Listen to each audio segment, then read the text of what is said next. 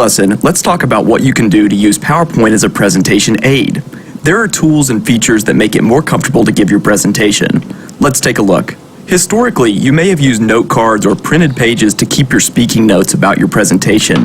But PowerPoint actually has a speaker notes feature that allows you to build in notes for each slide digitally. To do that, let's make sure that we're in normal view and then click on Notes here at the bottom of PowerPoint. This opens up the speaker notes panel. Down in this box, you can type and add your speaker notes as you're seeing me do here. Adding the speaker notes here will make them available in a variety of views, as you'll see with one of the next features. Speaker notes are added to each slide. I'll switch slides here, and you'll notice in the speaker notes that this is a blank slate, and we add our commentary on a slide-by-slide basis. Each slide has its own speaker notes. Another key thing that you can add for giving a presentation is basic animations, which I'll show you quickly now. The main use for animations is to phase in the elements of your slide that you want to show. For example, if you have a compelling graph or chart, you can hide it at first and then animate it in. To do just that, I'll go ahead and click on the object that I want to animate. Now, let's go over to the Animate tab here on PowerPoint's ribbon. With an object selected, all you need to do is click on one of these thumbnails to add an animation to that object. I like to stick to simple animations like fade, for example, so I'll choose that.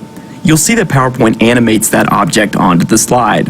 You can always click Preview to play back the animations and get a look at your slide. You can select other objects and add more animations as needed. This is a helpful tool for giving presentations because you can kind of build suspense for your key points. Bring objects on in phases in order to add twists to your slide deck. Last up, I want to share Presenter View, one of my favorite tools in PowerPoint and also one of the most underutilized. This combines all of the best tools and makes them available when you're presenting. To enter Presenter View, let's start off by coming over to the Slideshow tab and ticking the box for Use Presenter View. Oftentimes, you'll be giving your presentation with multiple screens.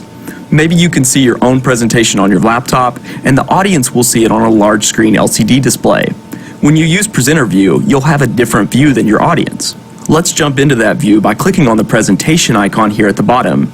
Now, right now this looks like standard view, so I'll need to swap the screens. The menu option is right up here, and you can see now what Presenter View does for us.